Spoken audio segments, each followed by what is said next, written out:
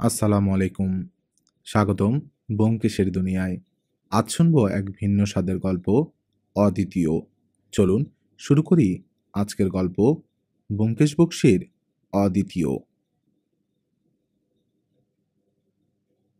প্রকৃতির অলঙ্ঘনীয় বিধানে ব্যোমকেশের সহিত যখন সত্যবতীর দাম্পত্য কলহ বাঁধিয়া যাইত, তখন আমি নিরপেক্ষভাবে বসিয়া তাহা উপভোগ করিতাম। কিন্তু দাম্পত্য কলহে যখন স্ত্রীজাতি এবং পুরুষজাতির আপেক্ষিক উৎকর্ষের প্রসঙ্গ আসিয়া পড়িত, তখন বাধ্য হইয়া আমাকে ব্যোমকেশের পক্ষ অবলম্বন করিতে হইত। তবু দুই বন্ধু একজোট হইয়াও সব সময় সত্যবতীর সহিত আটিয়া উঠিতাম না। বস্তুত মানুষের ইতিহাসে পুরুষ জাতির দুষ্কৃতির নজির এত অপর্যাপ্ত লিপিবদ্ধ হইয়া আছে যে তাহা খণ্ডন করা এক প্রকার অসম্ভব। শেষ পর্যন্ত আমাদের রণে ভঙ্গ দিতে হইত। কিছুকাল হইতে কলিকাতা শহরে এক নূতন উৎপাতের প্রাদুর্ভাব হইয়াছে। একদিন শীতের সকালবেলা সংবাদপত্র সহযোগে চা পান করিতে করিতে ব্যোমকেশ ও আমি তাহাই আলোচনা করিতেছিলাম। যে ব্যাপার ঘটিতে আরম্ভ করিয়াছে তাহার প্রক্রিয়া মোটামুটি এইরূপ। কখনো একটি, কখনো বা একাধিক ভদ্রশ্রেণীর যুবতী তাক বুঝাইয়া দুপুরবেলা বাহির হয়। পুরুষেরা তখন কাজে গিয়াছে, বাড়িতে মেয়েরা আহারাদি সম্পন্ন করিয়া দিবানিদ্রার উদ্যোগ করিতেছে। এই সময় যুবতীরা গিয়া দরজায় টোকা মারে। বাড়ির গৃহিণী যদি সতর্ক হন, তিনি দ্বার না খুলিয়াই জিজ্ঞাসা করেন, কে? একটি যুবতী বাহির হইতে বলে, চিকনের কাজ করা ভালো সায়া ব্লাউজ এনেছি, দাম খুব সস্তা, কিনবেন? গৃহিণী ভাবেন ফেরিওয়ালি, তিনি দ্বার খুলিয়া দেন।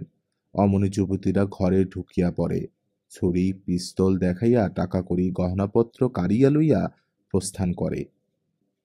এ ধরনের ঘটনা পূর্বে কয়েকবার ঘটিয়া গিয়াছে, আসামিরা ধরা পড়ে নাই। সেদিন কাগজ খুলিয়া দেখি অনুরূপ ব্যাপার ঘটিয়াছে আগের দিন দুপুরবেলা কাশীপুরের একটি গৃহস্থের বাড়িতে। ব্যোমকেশকে খবরটি পড়িয়া শুনাইলাম। সে একটু বঙ্কিম হাসিয়া বলিল, এতে আশ্চর্য হবার কি আছে? মেয়েরা তো দুপুরে ডাকাতি করেই থাকে। এই সময় সত্যবতী ঘরে প্রবেশ করিল। দ্বারের কাছে দাঁড়াইয়া ব্যোমকেশের পানে কুটিল কটাক্ষপদ করিয়া বলিল, আহা, মেয়েরা দুপুরে ডাকাতি করে, আর তোমরা সব সাধু পুরুষ। ব্যোমকেশ সত্যবতীকে শুনাইবার জন্য কথাটা বলে নাই, কিন্তু সত্যবতী যখন শুনিয়া ফেলিয়াছে এবং জবাব দিয়াছে, তখন আর পশ্চাৎপদ হওয়া চলে না। ব্যোমকেশ বলিল, আমরা সবাই সাধু পুরুষ এমন কথা বলিনি, কিন্তু তোমরাও কম যাও না। সুতরাং তর্ক আরম্ভ হইয়া গেল। সত্যবতী তক্ত পোষের কিনারায় বসিল, বলিল, মেয়েদের নিন্দে করা তোমাদের স্বভাব। মেয়েরা কি করেছে শুনি? ব্যোমকেশ বলিল, বেশি কিছু নয়, দুপুরে ডাকাতি। আমি খবরের কাগজ হইতে দুপুরের ডাকাতির অংশটা পড়িয়া শুনাইলাম। সত্যবতী বলিল, মেনে নিলাম ওরা দোষ করেছে, পেটের দায়ে অন্যায় করেছে, কিন্তু তোমরা যে খুন জখম করছ, যুদ্ধ বাঁধিয়ে হাজার হাজার লোক মারছ, তার বেলা কিছু নয়। তোমাদের তুলনায় মেয়েরা কটা খুন করেছে? বেগতিক দেখিয়া ব্যোমকেশ বলিল, তোমরা এতদিন ঘরের মধ্যে বন্ধ ছিলে, তাই বিশেষ সুবিধে করতে পারোনি। এখন স্বাধীনতা পেয়ে তোমাদের বিক্রম বেড়েছে, ক্রমে আরো বাড়বে। বঙ্কিমচন্দ্র কত কাল আগে দেবী চৌধুরী রানীর কথা লিখে গেছেন। দেবী চৌধুরী রানী সেকালে মেয়ে ছিল, তাতেই এই। যদি একালের মেয়ে হতো তাহলে কি কাণ্ডটা হতো ভেবে দেখো অজিত। সত্যবতী হাত নাড়িয়া বলিল, ওসব বাজে কথা বলে আমার চোখে ধুলো দিতে পারবে না। সত্যিকার কটা দৃষ্টান্ত দেখাতে পারো যেখানে মেয়ে মানুষ খুন করেছে? ব্যোমকেশ বলিল, সত্যিকারের দৃষ্টান্ত চাও? আরে, এই তো সেদিন, বড়জোর মাস 2 হবে, জেনানা ফটকের এক বন্দিনী জেলখানার গার্ডকে খুন করে নিরুদ্দেশ হয়েছে। সত্যবতী হাসিয়া উঠিল, 2 মাস আগে একটা মেয়ে একটা খুন করেছিল। এই 2 মাসের মধ্যে তোমরা কটা খুন করেছ তার হিসাব দাও দেখি। আজিকার কাগজেও একটা পুরস্কৃত খুনের খবর ছিল, কিন্তু আমি তাহা চাপিয়া গেলাম। তৎপরিবর্তে বলিলাম, আজকের কাগজে স্ত্রী জাতির নৃশংসতার একটা গুরুতর দৃষ্টান্ত রয়েছে। একটা ধোপা এক মহিলার দামি সিল্কের শাড়িতে খোঁচ লাগিয়েছিল। মহিলাটি বটি দিয়ে তার নাক কেটে নিয়েছেন। ধোপার অবস্থা শোচনীয়, হাসপাতালে আছে, বাঁচবে কিনা সন্দেহ। সত্যবতী নির্দয় হাসিয়া বলিল, মিছে কথা বলতেও তোমাদের জোড়া নেই।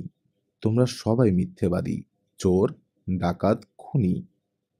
আমাদের তর্ক কতদূর গড়াইত বলা যায় না, কিন্তু এই সময়ে বহিদারের করা খটখট শব্দে নড়িয়া উঠিল।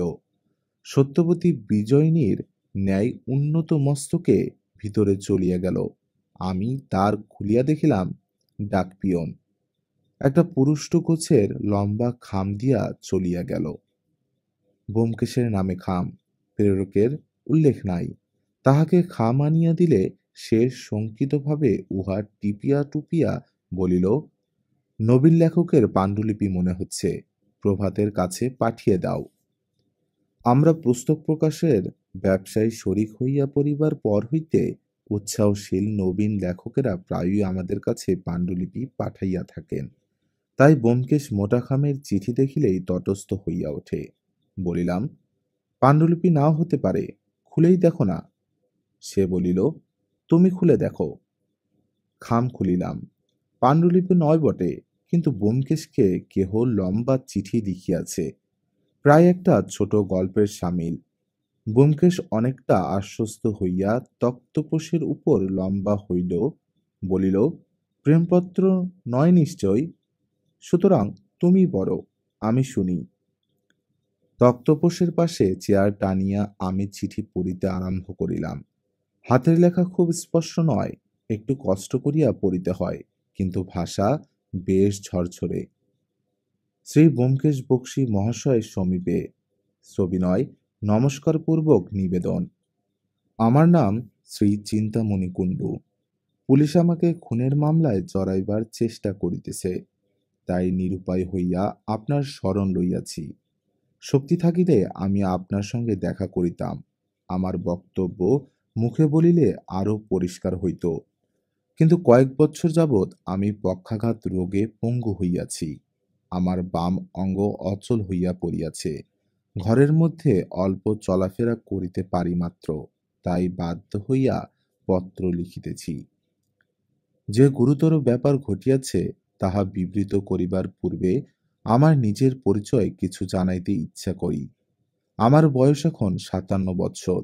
স্ত্রী পুত্র নাই, কেবল ৩টি বাড়ি আছে। বাড়িগুলি ভাড়া দিয়াছি।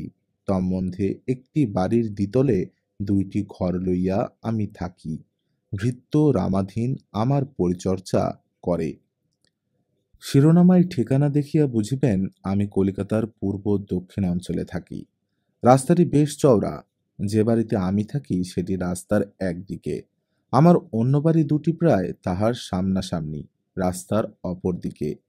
এই বাড়ি দুটি অপেক্ষাকৃত ছোট এবং একতলা। ইহাদের যমজ বাড়ি পড়িতে পারেন। দুটি বাড়ির মাঝখান দিয়া খিড়কির দিকে যাইবার সরু গলি আছে। আমি রোগে পঙ্গু। দুটি ঘরের মধ্যেই আমার জীবন।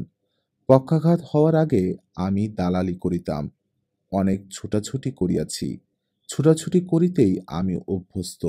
তাই এখন সারাবেলা জানালার সামনে বসিয়া থাকি। রাস্তার লোক চলাচল দেখি। একটি বাইনোকুলার কিনিয়াছি, তাহাই চোখে দিয়া দূরের দৃশ্য দেখি। বাইনোকুলার দিয়া অনেক বাড়ির ভিতরের দৃশ্যও দেখা যায়। আমার যমজ বাড়ির ভাড়াটেদের উপর নজর রাখিতে পারি। যাহাদের ক্ষমতা আছে তাহারা সিনেমা থিয়েটার দেখে। আমি জানালায় বসিয়া সাদা চোখে প্রবহমান জীবন স্রোত দেখি এবং চোখে দূরবীন লাগাইয়া নেপথ্য দৃশ্য দেখি। কত বিচিত্র দৃশ্য যে দেখিয়াছি, শুনিলে আশ্চর্য হইয়া যাইবেন, কিন্তু সে কথা যাক। মাস দেড়েক আগে পৌষ মাসের মাঝামাঝি একটি ছোকরা আমার সঙ্গে দেখা করিতে আসিল। বেঁটে খাটো চেহারা, ঘাড়ে ছাটা তামাটে রঙের চুল, তরতরে মুখ, নাকের নিচে ছোট্ট একটি প্রজাপতি গোঁফ আছে, পরিধানে দামি বিলাতি পোশাক, তাহার উপর ক্যামেলিয়ার কাপড়ের ওভারকোট। দ্বারের কাছে দাঁড়াইয়া সসম্ভ্রমে বলিল, আমার নাম তপন সেন। আসতে পারি? আমি তখন জানালার কাছে বসিয়া খবরের কাগজ পড়িতেছিলাম। মুখ তুলিয়া বলিলাম, আসুন। তপন সেন আসিয়া একটা চেয়ার টানিয়া আমার সম্মুখে বসিল। আমি বলিলাম, কি দরকার বলুন তো? সে জানালার বাহিরে আঙ্গুল দেখাইয়া বলিল, আপনার জোড়াবাড়ির একটা বাড়ি খালি হয়েছে, তাই এলাম, যদি আমাকে ভাড়া দেন। বাড়িটা কিছুদিন হইতে খালি পড়িয়াছিল। আগের ভাড়াটে বাড়ি তছনছ করিয়া দিয়াছিল। আবার তাহা মেরামত ও চুনকাম করাইয়া রাখিয়াছিলাম। ঠিক করিয়াছিলাম, ভালো ভাড়াটে না পাইলে ভাড়া দেব না। ছোকরাকে দেখিয়া শুনিয়া ভালোই মনে হইল। সাজ পোশাক হইতে অবস্থাপন্ন বলিয়া মনে হয়। জিজ্ঞাসা করিলাম, আপনার কি করা হয়? সে ওভারকোটের পকেট হইতে সিগারেটের কৌটা বাহির করিয়া আবার রাখিয়া দিল। বোধহয় আমার ন্যায় বায়ুবৃদ্ধের প্রতি সসম্ভ্রমবশতেই সিগারেট ধরাইল না। বলিল, খবরের কাগজের অফিসে চাকরি করি, নাইট এডিটার। সারা রাত কাজ করি আর সারাদিন ঘুমোই, বলিয়া একটু হাসিল। প্রশ্ন করিলাম, সংসারে কে কে আছে? সে স্থিত মুখে বলিল, সবেমাত্র সংসার আরম্ভ করেছি, আমি আর আমার স্ত্রী, আর কেউ নেই। মনে মনে খুশি হইলাম। ছেলেপিলে থাকিলে বাড়ি নষ্ট করে, দেয়ালে কালি দিয়া ছবি আঁকে। বলিলাম, বেশ, আপনাকে ভাড়া দেব, 150 টাকা ভাড়া। সে ইতস্তত করিয়া বলিল, আমার পক্ষে একটু বেশি হয়ে যায়। বলিলাম, সাজানো বাড়ি, খাট বিছানা টেবিল চেয়ার কাবার্ড সব পাবেন। আচ্ছা, তাহলে রাজি। বাড়িটা একবার দেখতে পারি কি? চাবি দিলাম। তপন সেন গিয়া বাড়ি দেখিয়া আসিল। তারপর 150 টাকা বাহির করিয়া দিয়া বলিল, এই নিন, 1 মাসের ভাড়া। আমি টাকার রসিদ লিখিয়া দিয়া বলিলাম, কবে থেকে বাড়িতে আসবেন? সে বলিল, কাল ইংরেজি মাসের 1লা। বাড়ি তো খালিই পড়ে আছে, যদি অনুমতি দেন আজই কোনো সময় আসতে পারি। বলিলাম, বেশ, যখন ইচ্ছা আসবেন। তপন সেন চাবি লইয়া চলিয়া গেল। ভালো ভাড়াটে পাইয়াছি ভাবিয়া মনে মনে উৎফুল্ল হইলাম। সেদিন সারা বিকেলবেলা জানালায় বসিয়া বাড়ির দিকে তাকাইয়া রহিলাম, কিন্তু তপন তাহার স্ত্রীকে লইয়া আসিল না। সকালবেলা জানালা খুলিয়া দেখি উহারা আসিয়াছে। সদর দরজা খোলা, নিশ্চয় রাত্রে কোনো সময় মালপত্র লইয়া আসিয়াছে। আমার কৌতূহলী চক্ষু ওই দিকেই যাতায়াত করিতে লাগিল। বেলা 9:30টার সময় একটি যুবতী আসিয়া ভিতর দিক হইতে সদর দরজা বন্ধ করিয়া দিল। তারপর কয়েক মিনিট গত হইলে খিড়কি দরজার গলি দিয়া সে বাহির হইয়া আসিল। আমি তখন তাহাকে ভালো করিয়া দেখিলাম। লম্বা ছিমছাম চেহারা, মাথায় এক মাথা চুল, এলো খোপার আকারে ঘাড়ের উপর বিন্যস্ত, হাতে একটি ছোট অ্যাটাচি কেস। ভাবিলাম, সারা রাত কাজ করিয়া তখন ঘুমাইতেছে, তাই তার বউ বাজার করিতে চলিয়াছে। কিন্তু দুপুর কাটিয়া গেল, সে ফিরিয়া আসিল না। একেবারে ফিরিল অপরাহ্নে, আন্দাজ 4টার সময়। সদর দরজার কড়া নাড়িল না, গলি দিয়া খিড়কির দিকে চলিয়া গেল। বোধহয় স্বামী মহাশয়ের নিদ্রা ভঙ্গ করিতে চায় না। কিছুক্ষণ পরে আমি রামাধীনকে পাঠাইলাম। নতুন ভাড়াটে, তাহাদের সুবিধা অসুবিধার খোঁজ খবর লওয়া দরকার। জানালায় বসিয়া দেখিলাম, রামাধীন গিয়া দ্বারের কড়া নাড়িল। মেয়েটি দ্বার খুলিয়া দিল। রামাধীনের সহিত কথা বলিয়া মেয়েটি একবার চোখ তুলিয়া আমার জানালার পানে চাহিল। তারপর রামাধীনের সঙ্গে দ্বিতলে আমার কাছে উঠিয়া আসিল। দূর হইতে তাহাকে দেখিয়াছিলাম, এখন কাছে হইতে দেখিলাম। ভারী সুশ্রী চেহারা, লম্বা একহারা, মেদগ্রন্থির বাহুল্য নাই। বাগালের উপর মসুরের মতো একটি লাল তিল। তাহাতে মুখের লালিত্য আরো বাড়িয়াছে। একটি বিষয় লক্ষ্য করিলাম, স্বামী স্ত্রীর বয়স প্রায় একই রকম, 23-24। হয়তো প্রেমে পড়িয়া বিবাহ করিয়াছে। আজকাল তো কতই এমন দেখা যায়। ছোট্ট নমস্কার করিয়া বলিল, আমার নাম শান্তা, আমাদের কোনো অসুবিধে নেই, খুব সুন্দর বাড়ি পেয়েছি। তাহার কথা বলিবার ভঙ্গি যেমন মিষ্ট, গলার স্বরও তেমনি নরম। বলিলাম, বসুন। আপনি? সে মাথা নাড়িয়া বলিল, আমাকে আপনি বলবেন না, আমি আপনার মেয়ের বয়সী। বলিলাম, তা আচ্ছা, তোমাদের ঝি চাকর যদি দরকার থাকে, নতুন পাড়ায় এসেছ। সে বলিল, ঝি চাকরের দরকার নেই, দুজনের সংসার, আমি একাই সব কাজ সামলে নিতে পারবো। বলিলাম, বেশ বেশ, তা আজ তুমি সকালবেলা বেরিয়েছিলে, এখন ফিরলে, সারাদিন কোথায় ছিলে? সে বলিল, আমি স্কুলে পড়াই। চেতলার দিকে একটা ছোট মেয়েদের স্কুল আছে, সেখানে শিক্ষয়িত্রীর কাজ করি। আচ্ছা, আজ যাই, ওর খাবার তৈরি করতে হবে, সন্ধ্যার পর ও কাজে বেরুবে।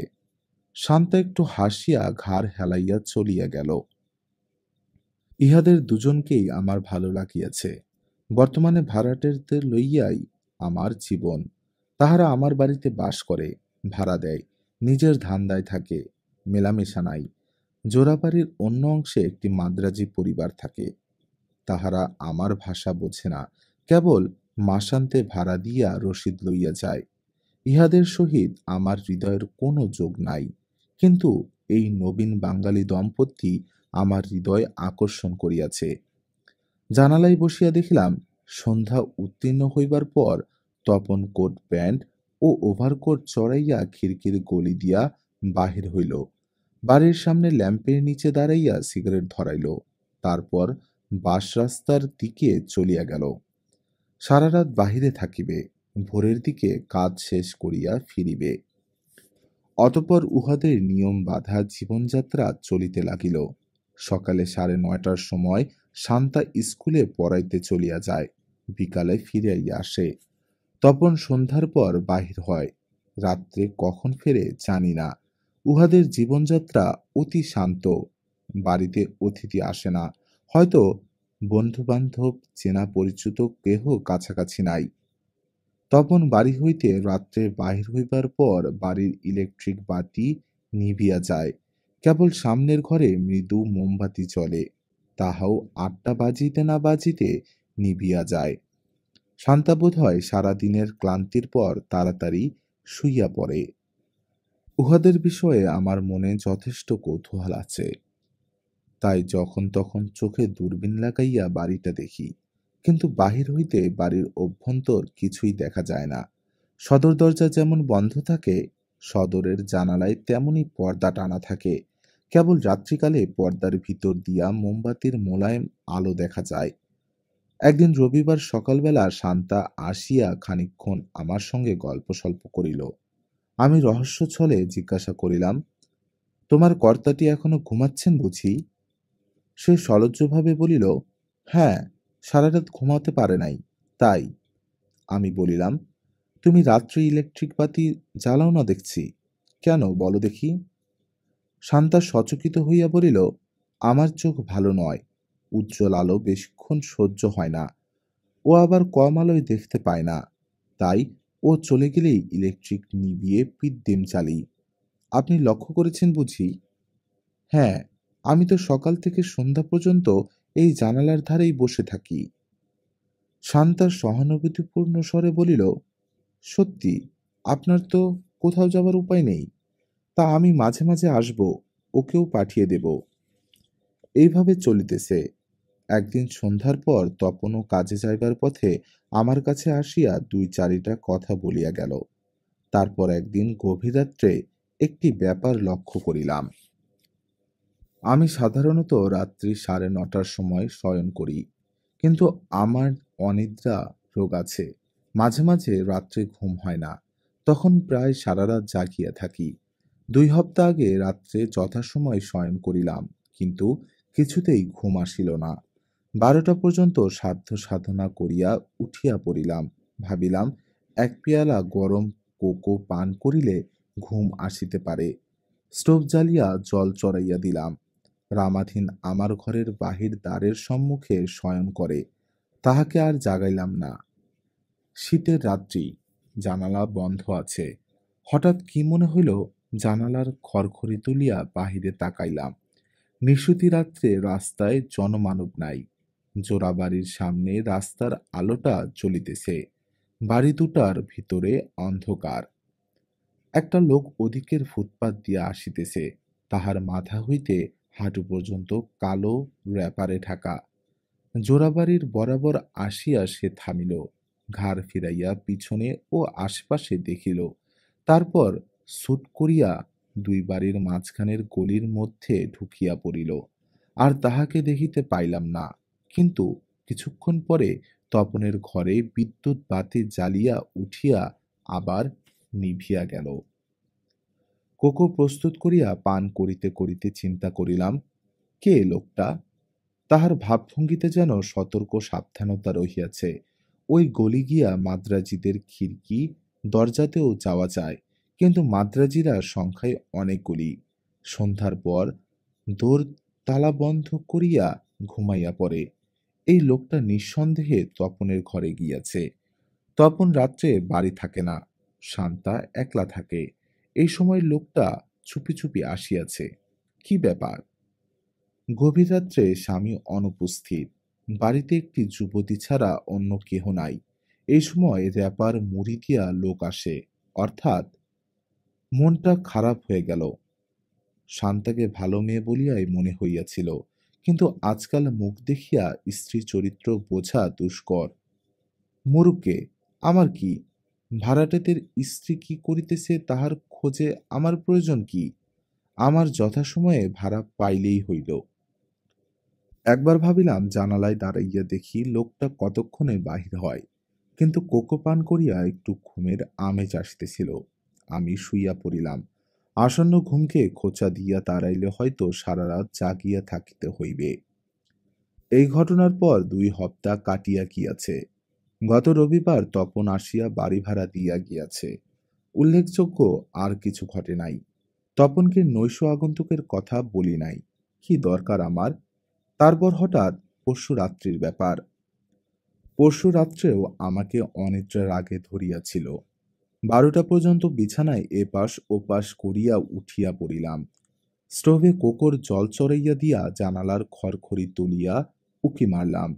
লোকটা যেন আমার উকি মারার জন্যই অপেক্ষা করিতেছিল। সেই র্যাপার ঢাকা লোকটা। সে ফুটপাত দিয়া দ্রুত পদে আসিয়া গলির ঠিক মুখের কাছে একটু ভিতর দিকে লুকাইয়া পড়িল। তারপর একই দিক হইতে আর একটা লোক আসিতেছে দেখিলাম। গলায় কমফোর্টার জড়ানো লোকটা গলির মুখ পর্যন্ত আসিয়া দাঁড়াইয়া পড়িল। অনিশ্চিতভাবে এদিক ওদিক চাহিতে লাগিল। মনে হইল সে র্যাপার ঢাকার লোকটাকে অনুসরণ করিয়াছিল, এখন আর তাহাকে খুঁজিয়া পাইতেছে না।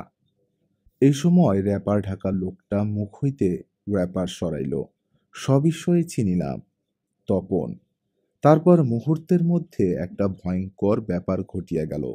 তপনের হাতে একটি ছুরি ঝলকাইয়া উঠিল। সে এক লাফে সামনে আসিয়া কমফোর্টার জড়ানো লোকটার বুকে ছুরি বিঁধিয়া দিল। লোকটা ফুটপাথের উপর পড়িয়া গেল। তপন বিদ্যুৎ বেগে আবার গলির মধ্যে ঢুকিয়া পড়িল। আমি হতভম্বভাবে চাহিয়া রহিলাম। লোকটা ফুটপাথের উপর নিশ্চল হইয়া পড়িয়া আছে। একটা কাকুতি পর্যন্ত তাহার মুখ দিয়া বাহির হইতেছে না। নিশ্চয় মারা গিয়াছে। আমার ঘরে টেলিফোন আছে। এই ঘটনার ধাক্কা সামলাইয়া আমি থানায় ফোন করিলাম। আমাদের থানা কাছেই। 5 মিনিটের মধ্যে পুলিশ আসিয়া পড়িল। দারোগাবাবু আমার বয়ান শুনিয়া তপনের বাসা ঘেরাও করিলেন। তপনকে কিন্তু বাড়িতে পাওয়া গেল না। শান্তা ঘুমাইতেছিল, সে কিছু জানিতে পারে নাই। তপন খিড়কির দরজা খুলিয়া বাড়িতে আসিয়াছিল, তাহাতে কোনো সন্দেহ নাই। সে বাসায় বস্ত্রাদি বদল করিয়া শান্তাকে না জাগাইয়া চুপি চুপি পলায়ন করিয়াছে। সে রাত্রে মৃতদেহ শনাক্ত হয় নাই। পরে জানা গিয়াছে মৃত ব্যক্তির নাম বিধুভূষণ আইচ, বর্ধমানের পুলিশের কর্মচারী ছিল। সম্প্রতি ছুটি লইয়া কলিকাতায় আসিয়াছিল। তপনের বাসায় পুলিশের পাহারা কায়েম আছে। তপন এখনো ধরা পড়ে নাই। দারোগাবাবু ক্রমাগত শান্তাকে জেরা করিয়া চলিয়াছেন, অথচ সে বেচারি নির্দোষ। আমি তাহার প্রতি অন্যায় সন্দেহ করিয়াছিলাম, সেজন্য লজ্জিত আছি। এখন বুঝিয়াছি তপনই মধ্যরাত্রে র্যাপার মুড়ি দিয়া বাসায় ফিরিয়া আসিত। এদিকে আমার অবস্থা শোচনীয় হইয়া উঠিয়াছে। তপন কেন খুন করিয়াছে আমি কিছুই জানি না, অথচ ঘন্টায় ঘন্টায় নতুন পুলিশ অফিসার আসিয়া আমাকে জেরা করিয়া যাইতেছেন। আমি চলৎশক্তিহীন পঙ্গু মানুষ, কিন্তু পুলিশ বোধহয় সন্দেহ করে যে খুনের জন্য আমি দায়ী। আমার অপরাধ এই যে তপন আমার ভাড়াটে এবং আমি হত্যাকাণ্ড প্রত্যক্ষ করিয়াছি। এখন আপনার কাছে বিনীত অনুরোধ, আপনি আমাকে উদ্ধার করুন। আমার প্রাণ অতিষ্ঠ হইয়া উঠিয়াছে। পুলিশ হয়তো সন্দেহর উপর আমাকে ধরিয়া লইয়া গিয়া হাজতে পুরিবে। তাহা হইলে আমি মরিয়া যাইব। আমার টাকা আছে, আপনি যদি আমাকে উদ্ধার করিতে পারেন, আমি আপনাকে খুশি করিয়া দিব। আর অধিক কি, যত শীঘ্র পারেন আমাকে পুলিশের ঝামেলা হইতে রক্ষা করুন। আমি আপনার নিকট চিরকৃতজ্ঞ থাকিব। বংশবদ শ্রী চিন্তামণি কুণ্ডু।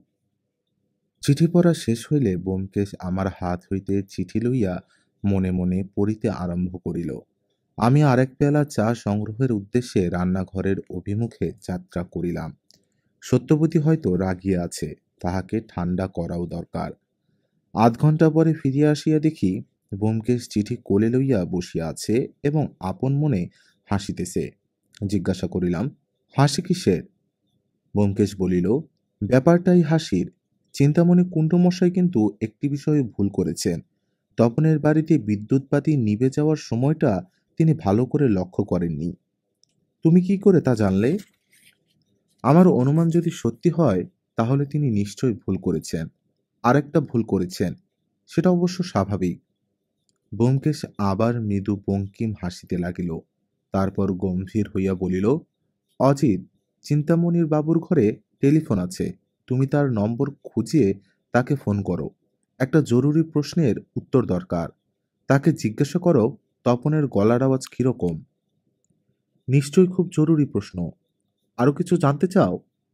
আর কিছু না। তাকে বলো ভাবনার কিছু নেই, আমি অবিলম্বে যাচ্ছি। চিন্তামণি বাবুকে ফোন করিলাম। তারপর ফিরিয়া আসি বলিলাম, তপনের গলার আওয়াজ চেরা চেরা। ব্যোমকেশ বলিল, চেরা চেরা? তাহলে ঠিকই ধরেছি, আর কোনো সন্দেহ নেই। বলিলাম, কি ধরেছ তুমি জানো, কিন্তু চিন্তামণির বাবুর গলাও চেরা চেরা মনে হলো। ব্যোমকেশ বলিল, তাতে আর আশ্চর্য কি? একে পক্ষাঘাত, তার ওপর পুলিশের আতঙ্ক। চলো বেরিয়ে পড়া যাক, কাজ সেরে ফিরে এসে মধ্যাহ্ন ভোজ করা যাবে। চিন্তামণি বাবুর বাড়ির রাস্তাটা বেশ চওড়া নূতন রাস্তা। শহরের অন্তিম প্রান্তে বলিয়া অপেক্ষাকৃত নির্জন। তপন সেনের বাসা পুলিশের পাহারা দেখিয়া সহজেই শনাক্ত করা গেল। তাহার উল্টো দিকে চিন্তামণি বাবুর দ্বিতল বাড়ি। আমরা উপরে উঠিয়া গেলাম। আমরা দ্বারে কড়া নাড়িবার পূর্বেই হিন্দুস্তানি ভৃত্য রামাধীন দ্বার খুলিয়া পাশে সরিয়া দাঁড়াইল। আমরা প্রবেশ করিলাম। খোলা জানালার পাশে চিন্তামণি বাবু চেয়ারে বসিয়াছিলেন। সাগ্রহে গলা বাড়াইয়া বলিলেন, ব্যোমকেশ বাবু, রাস্তায় আসতে দেখেই চিনেছি, আসুন। রামাধীন দুটি চেয়ার আগাইয়া দিল। আমরা বসিলাম। টেলিফোনে গলার আওয়াজ শুনিয়া চিন্তামণি বাবুর চেহারা যেমন আন্দাজ করিয়াছিলাম, আসলে তেমন নয়। কৃষ্ণবর্ণ, মোটাসোটা মানুষ। উপবিষ্ট অবস্থায় দেখিয়া পক্ষাঘাতগ্রস্ত বলিয়া মনে হয় না। তাহার পাশে টিপাই এর উপর একটি দামি বাইনোকুলার রাখা রহিয়াছে। চিন্তামণিবাবু বলিলেন, আগে কি খাবেন বলুন? চা, কোকো, ওভালটিন? ব্যোমকেশ বলিল, এখন কিছু দরকার নেই। পুলিশ আজ আপনার কাছে এসেছিল নাকি? চিন্তামণিবাবু বলিলেন, আসেনি আবার। দারোগা একবার আমার দিকে তেড়ে আসছে, একবার ও বাড়িতে শান্তার দিকে তেড়ে যাচ্ছে। কি যে চায় ওরা বুঝি না। একই প্রশ্ন 50 বার। আমার পক্ষাঘাত হয়েছে, সিঁড়ি দিয়ে নিচে নামতে পারি কিনা, বাইনোকুলার রেখেছি কেন, তপন সেনকে বাড়ি ভাড়া দিয়েছি কেন, বলুন দেখি ব্যোমকেশবাবু। এসব প্রশ্নের কি জবাব দেব? জবাব দিতে দিতে আমার প্রাণ ওষ্ঠাগত হয়েছে। এখন আপনি আমাকে বাঁচান।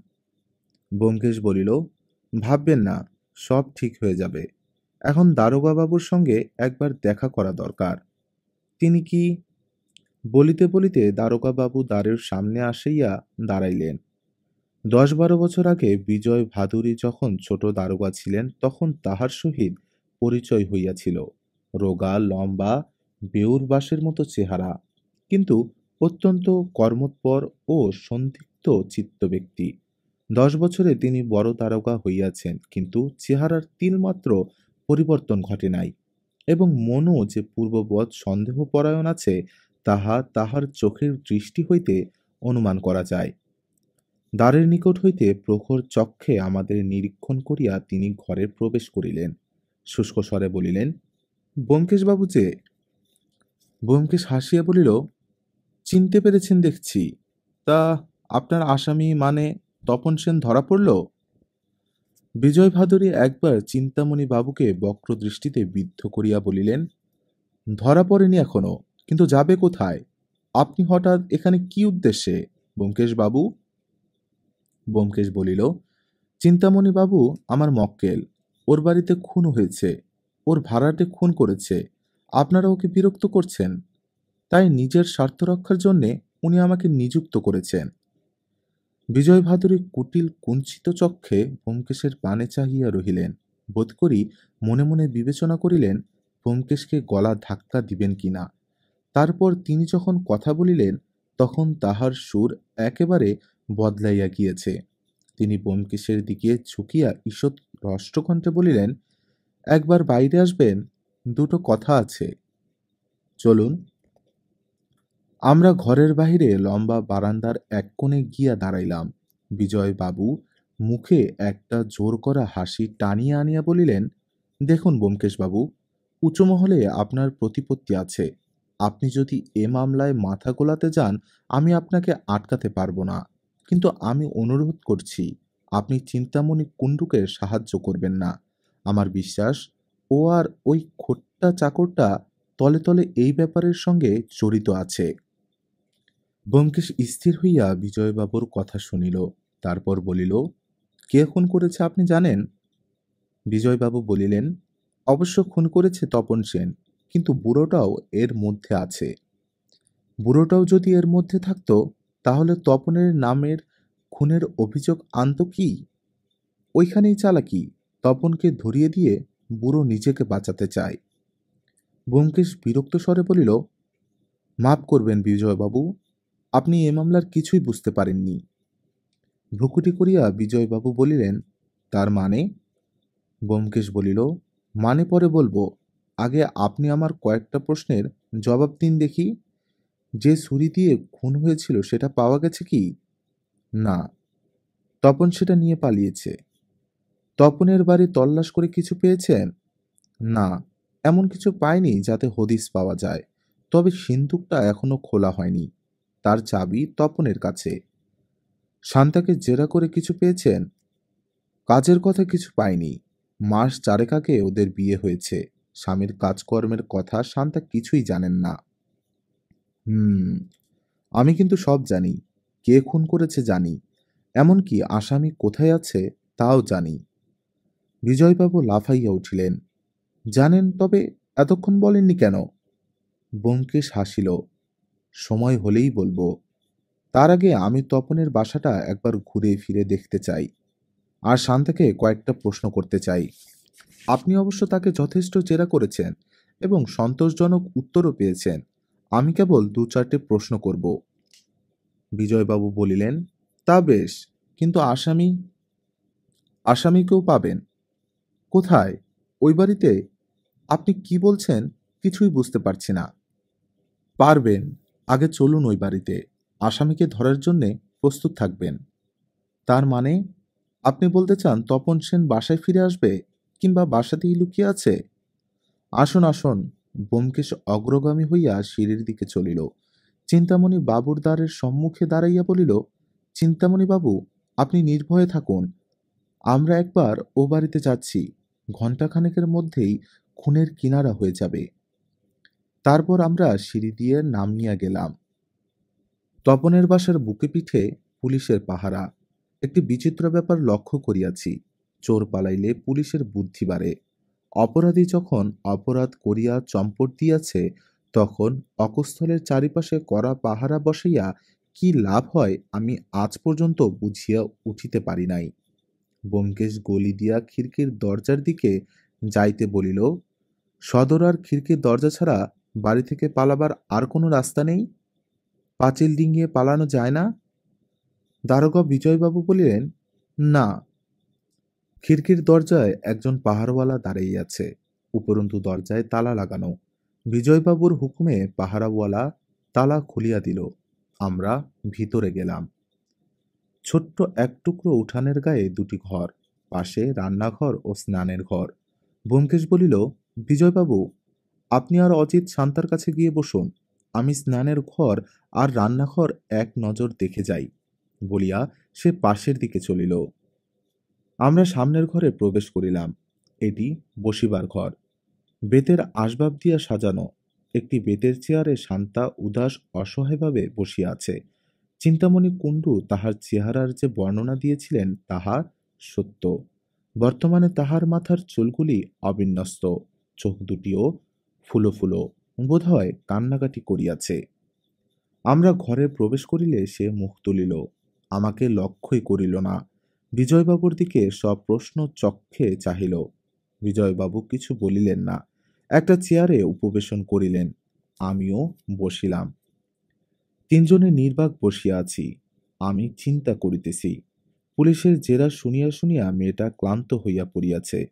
সে যদি নির্দোষ হয়, স্বামীর অপরাধের সহিত তাহার যদি কোনো সংযোগ না থাকে, তবু তাহার নিষ্কৃতি নাই। কিন্তু তপন ওই লোকটাকে খুন করিল কেন? যৌনস্যা? শান্তার সঙ্গে ওই লোকটার কি? ব্যোমকেশ শয়ন কক্ষ হইতে প্রবেশ করিল। তাহার মুখে হাসি হাসি।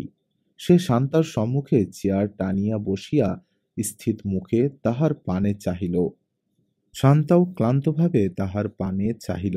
তারপর ধীরে ধীরে তাহার চোখে শঙ্কা ও সতর্কতা ফুটিয়া উঠিল। সে সোজা হইয়া বসিয়া একটু বিহ্বলভাবে বলিল, কি কি?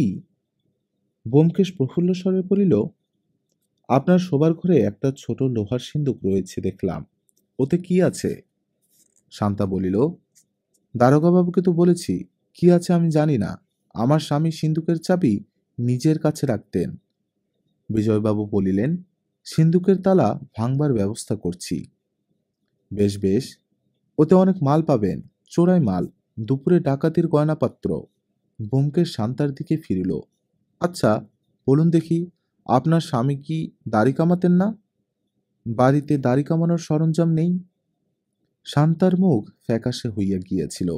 সে অস্পষ্ট স্বরে বলিল, তিনি সেলুনে দাড়ি কামাতেন।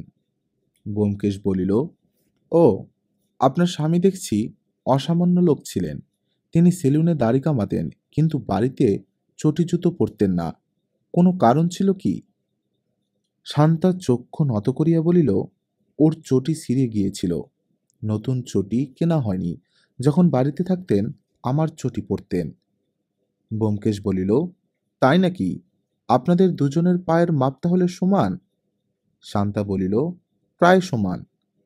ব্যোমকেশ বলিল, বাহ, কত সুবিধে! আপনাদের স্বামী স্ত্রীর দেখছি প্রায় সবই সমান, কেবল চুলের রং আলাদা। চিন্তামণিবাবু জানিয়েছিলেন তপনের চুলের রং তামাটে, ঠিক তো? শান্তা ঢোক গিলিয়া বলিল, হ্যাঁ। বিজয়বাবু এতক্ষণ চোখ বাহির করিয়া প্রশ্নোত্তর শুনতেছিলেন। হঠাৎ উঠিয়া দাঁড়াইয়া তীব্র উত্তেজনার কণ্ঠে বলিলেন, ব্যোমকেশবাবু! ব্যোমকেশ হাত তুলিয়া বলিল, দাঁড়ান, তৈরি থাকুন, এবার আমার শেষ প্রশ্ন। শান্তাদেবী, চিন্তামণি বাবু দেখেছিলেন আপনার গালে মসুরের মতো লাল তিল আছে, সে তিলটা গেল কোথায়? শান্তা চকিতে নিজের বা গালে হাত দিল, তারপর সামলাইয়া লইয়া বলিল, তিল? আমার গালে তো তিল নেই। চিন্তামণিবাবু ভুল দেখেছেন, হয়তো লাল কালির ছিটে লেগেছিল। ব্যোমকেশের মুখে হিংস্র হাসি ফুটিয়া উঠিল। সে বলিল, সব প্রশ্নেরই জবাব তৈরি করে রেখেছেন দেখছি, কিন্তু এ প্রশ্নের কি জবাব দেবেন? ক্ষিপ্র হস্তে সে শান্তার চুল ধরিয়া টান দিল। সঙ্গে সঙ্গে পরচুলা খসিয়া আসিল। ভিতর হইতে ঘাড়ে ছাটা তামাটে রঙের চুল বাহির হইয়া পড়িল। শান্তাও বিদ্যুৎ বেগে জবাব দিল। একটু অবনত হইয়া সে নিজের ডান পা হইতে শাড়ির প্রান্ত তুলিল। পায়ের সঙ্গে রবারের গার্টার দিয়া আটকানো ছিল একটা লিকলিকে ছুরি। ক্ষিপ্র হস্তে ছুরি মুষ্টিতে লইয়া শান্তা ব্যোমকেশের কণ্ঠ লক্ষ্য করিয়া ছুরি চালাইল। আমি ভয়ার্ত সম্মোহিতভাবে শুধু চাহিয়া রহিলাম। একটি স্ত্রীলোকের সুশ্রী কমল মুখে যে চক্ষে নিমেষে এমন কুশ্রী ও কঠিন হইয়া উঠিতে পারে, তাহা কল্পনা করা যায় না। দারোগা বিজয়বাবু যদি প্রস্তুত না থাকিতেন, তাহা হইলে ব্যোমকেশের প্রাণ বাঁচিত কিনা সন্দেহ। তিনি বাঘের মতো লাফাইয়া পড়িয়া শান্তার কবজি ধরিয়া ফেলিলেন। ছুরি শান্তার মুষ্টি হইতে স্খলিত হইয়া মাটিতে পড়িল। সে বিষাক্ত চক্ষে ব্যোমকেশের পানে চাহিয়া সর্পতর্জনের মতো নিঃশ্বাস ফেলিতে লাগিল। ব্যোমকেশ হাসি মুখে উঠিয়া দাঁড়াইল। বিজয়বাবু, এই নিন আপনার খুনি আসামি, আর এই নিন খুনের অস্ত্র। বিজয়বাবু একটু দ্বিধাগ্রস্তভাবে বলিলেন, কিন্তু চিন্তামণিবাবু বলেছিলেন তপন সেন। ব্যোমকেশ বলিল, তপন সেনের অস্তিত্ব নেই বিজয়বাবু, আছেন কেবল অদ্বিতীয় শান্তা সেন। ইনি রাত্রে তপন সেন, দিনে শান্তা সেন। সাক্ষাৎ অর্ধ নারীশ্বর মূর্তি। মহীয়সী মহিলা ইনি। ভাববেন না যে বিধুভূষণ আজকে খুন করাই এর একমাত্র কৃত্রী। মাস দুই আগে ইনি বর্ধমান জেলের এক গার্ডকে খুন করে জেল থেকে পালিয়েছিলেন। এর আসল নাম আমার জানা নেই। আপনি পুলিশের লোক, ফেরারি কয়েদির নাম জানতে পারেন। বিজয়বাবু শান্তার হাত বজ্রমুষ্টিতে ধরিয়া সর্বতুল চোখে তাহার পানে চাহিয়া রহিলেন। চিবাইয়া চিবাইয়া বলিলেন, প্রমীলা পাল, এবার সব বুঝেছি। স্বামীকে বিষ খাওয়ানোর জন্যে তোমার যাবজ্জীবন কারাদণ্ড হয়েছিল। 2 বছর জেল খাটবার পর তুমি জেলের গার্ডকে খুন করে পালিয়েছিলে। পালিয়ে এখানে এসে একাই স্বামী স্ত্রী সেজে লুকিয়েছিলে। তারপর সে রাত্রে বিধুভূষণ তোমাকে দেখতে পায়। বিধুভূষণ তোমাকে চিনতে পেরে তোমার পিছু নিয়েছিল। এইখানে বাড়ির সামনে এসে তুমি তাকে খুন করেছ। ব্যোমকেশের দিকে চক্ষু ফিরাইয়া বিজয়বাবু বলিলেন, কেমন, এই তো? ব্যোমকেশ বলিল, মোট কথা এই বটে। বিজয়বাবু হুঙ্কার ছাড়িলেন, জমাদার। জমাদার ঘরের বাহিরেই ছিল, প্রবেশ করিল। বিজয়বাবু বলিলেন, হাতকড়া লাগাও। চিন্তামণি বাবুর ঘরে বসিয়া চা পান করিতে করিতে ব্যোমকেশ বলিল, আপনার চিঠি পড়ে খটকা লেগেছিল চিন্তামণি বাবু। আপনি ওদের দুজনকে একসঙ্গে কখনো দেখেননি। দূরবীন লাগিয়েও ওদের বুজ্জ ভেদ করতে পারেননি। কেন? পুরুষটা বেটে, মেয়েটা লম্বা, হরে ধরে হাঁটু জল। ওরা সদর দরজা দিয়ে যাতায়াত করে না, খিড়কি দিয়ে আসে যায়।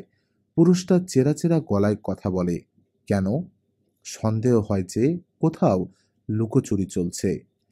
কিন্তু বেশি ফলাও করে সব কথা বলার দরকার নেই। স্থূলভাবে ব্যাপারটা এই, জেল ভেঙে পালাবার পর প্রমীলা পালের দুটো জিনিস দরকার হয়েছিল, ছদ্মবেশ আর রোজগার। তার মাথার চুল তামাটে রঙের, সহজেই দৃষ্টি আকর্ষণ করে, তাই তাকে চুল ছেঁটে পুরুষ সাজতে হলো। কিন্তু দুপুরে ডাকাতি করে রোজগার করার জন্য তার মেয়েমানুষ সাজা দরকার, তাই সে একটি সুন্দর বিলিতি পরচুলা জোগাড় করেন। কোথায় চুল ছেঁটেছিল, কোথা থেকে পরচুলা জোগাড় করলো, আমি জানি না, কিন্তু তার দ্বৈত জীবন আরম্ভ হলো। এখন শীতকাল চলছে। স্ত্রীলোকের পক্ষে পুরুষ সাজার খুব সুবিধা। সে নাকের নিচে একটি ছোট্ট প্রজাপতি গোঁফ লাগালো, গায়ে কোট প্যান্টের ওপর ওভারকোট চড়ালো, তারপর আপনার কাছে বাড়ি ভাড়া দিতে এলো। পাছে মেয়েলি গলা ধরা পড়ে, তাই আপনার সঙ্গে চেরা চেরা গলায় কথা কইল। কলকাতা শহরে ছদ্মবেশে থাকার খুব সুবিধা। পাড়াপড়শি কেউ কারুর খবর রাখে না। কিন্তু সে লক্ষ্য করল আপনি সারাক্ষণ জানালার কাছে বসে থাকেন। আপনার বাইনোকুলার আছে, তাকে সাবধান থাকতে হবে। সে রাত্রে আপনি শুয়ে পড়বার পর সে নিজের জিনিসপত্র নিয়ে বাড়ি দখল করতে এলো। কেউ জানতে পারল না যে মাত্র একজন লোক এসেছে, দুজন নয়। তার সঙ্গে একটা ছোট্ট লোহার সিন্দুক ছিল, সেটা সে শোবার ঘরে রাখলো। তারপর তার দৈনন্দিন জীবনযাত্রা আরম্ভ হলো। সকালবেলা সে স্কুলে পড়বার নাম করে বেরিয়ে যায়, দুপুরবেলা দুপুর ডাকাতি করার মতলবে ঘুরে বেড়ায়, বিকেলবেলা ফিরে আসে, আবার সন্ধ্যের পর পুরুষ সেজে বেরোয় আপনাকে ধাপ্পা দেবার জন্যে। ঘরের বিদ্যুৎবাতি নিভিয়ে পিদ্দিম জেলে রেখে বেরোয়, তেল ফুরালে পিদ্দিম নিভে যায়। আপনি ভাবেন শান্তা আলো নিভিয়ে শুয়ে পড়ল। আপনি কেবল একটা ভুল করেছিলেন। ইলেকট্রিক বাতি যে তপন বাড়ি থেকে বেরোবার আগে নেবে সেটা লক্ষ্য করেননি। আপনার মনে সন্দেহ ছিল না, তাই লক্ষ্য করেননি। যাক, আপনি শুয়ে পড়বার পর সে আবার বাড়িতে ফিরে আসে এবং ঘুমোয়। একটা আলোয়ান সে সম্ভবত ওভারকোটের নিচে কোমরে জড়িয়ে নিয়ে বেরুতো, ফেরবার সময় সেটা গায়ে জড়িয়ে নিত। তাই প্রথম যে রাত্রি আপনি খড়খড়ি তুলে তাকে ফিরতে দেখলেন, আপনি ভাবলেন সে শান্তার গুপ্ত প্রণয়ী। এইভাবে চলছিল। তারপর প্রমীলার হঠাৎ ভীষণ বিপদ উপস্থিত হলো। বিধুভূষণ আইচ পুলিশের কর্মচারী, প্রমীলাকে আগে দেখেছিল। ছুটিতে কলকাতায় এসে সে প্রমীলাকে দেখতে পেল এবং পুরুষের ছদ্মবেশ সত্ত্বেও চিনতে পারল। সে প্রমীলার পিছু নিল। হয়তো কোনো হোটেলে দুজনের দেখা হয়েছিল। প্রমীলা নিশ্চয় তাকে ছেড়ে ফেলবার চেষ্টা করেছিল, কিন্তু যখন পারল না, তখন বাক্য অসমাপ্ত রাখিয়া ব্যোমকেশ থামিল, সিগারেট বাহির করিয়া ধরাইল। আমি বলিলাম, একটা কথা, বিধুভূষণকে খুন করে প্রমীলা বাড়ি ছেড়ে পালালো না কেন? ব্যোমকেশ বলিল, পালাবার সময় পেল না। সে তো জানত না যে চিন্তামণিবাবু খড়খড়ি তুলে হত্যাকাণ্ডটা দেখে নিয়েছেন, তাই তার বিশেষ তাড়া ছিল না। ভেবেছিল দামি জিনিসপত্র গয়নাগাটি নিয়ে ধীরে সুস্থে পালাবে, কারণ ও বাড়িতে থাকা আর তার পক্ষে নিরাপদ নয়। বাড়ির সামনে লাশ পড়ে আছে, পুলিশ নিশ্চয় তাকে জেরা করতে আসবে। প্রমীলা পাল জেলভাঙ্গা খুনি আসামি, যদি পুলিশের মধ্যে কেউ তাকে চিনতে পারে, সুতরাং নিশ্চয়ই সে পালাতো। কিন্তু হঠাৎ 5 মিনিটের মধ্যে পুলিশ এসে বাড়ি ঘেরাও করে ফেলল। তখন তার পালাবার রাস্তা নেই। প্রমীলা তাড়াতাড়ি পরচুলাটা পুড়ে নিয়ে মেয়ে সাজলো, কিন্তু তাড়াতাড়িতে গালের তিলটা আঁকতে ভুলে গেল।